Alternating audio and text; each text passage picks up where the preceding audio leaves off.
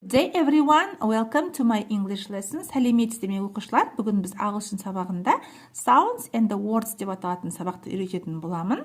Соңына дейін қарап, лайк басып, комментария жазыңыздар, каналыма тіркелуді ұмытпаңыздар. Кәне бастайық. Бірінші тапсырмада listen, look and say дейді. Тыңдаймыз, қараймыз және айтамыз. Міне, әріптерді жазып, қосындысында қандай дыбыстар шығатынын айтқан. Бл, кл, пл, бр, гр. Өте оңай, мұны қайталап айтсаңыздар болады, немесе дәптерлеріңізде жазып алыңыздар. Келесі, complete the words, сөздер толықтырамыз. It tells the time.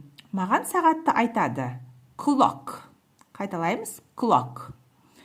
They are materials. Бұлар материалдар. Brick. Brick. Now plastic. Plastic. They are colors. Олар түстер. Blue, green. Қайталаймыз. Blue, green. Көк түс және жасыл түс.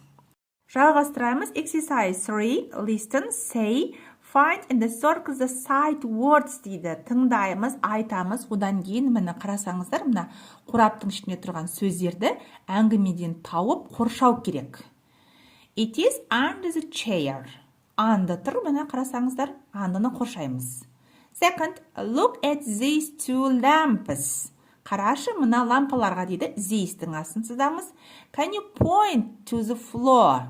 Floor-ның астын сызамыз. Let's color this picture. This-тің астын сызамыз. Жалғастырамыз. Келесі тапсырма exercise 1. Look and complete. Қараймыз, толықтырамыз сөйлемдерді. Tidy the room. Бөлмені тазалау. Take out the rubbish, қоқысты тастау, немесе шығару. Make the beds, төсекті салу. Water the plants, шөптерді суару. Do the shopping, сауда жасау. Do the dishes, ыдыстарды жуу. Екінші тапсырманы қарайық. Look and the number, қараймыз және осы сөздерді тауып, картинкамен сәйкестендіруіміз керек. Shout, айқайлау. Be quiet, тынышталу, ол бұнда болады бір деген. Drop litter, қоқысты тастау, мына суретке қоясыздар. Wear a uniform, форма кию, үш деп мұнда қоямыз. Chew gum, сағыз шайнау, мұнда болады. Make noise, шулау, ол мына суретте болады. Келесі үшінші жаттығу read and choose, оқимыз және таңдаймыз. Сұрақтар аяқталмаған, оның басындағы сөздерді біз астынан белгілеп табуымыз керек. Can you feed the fish?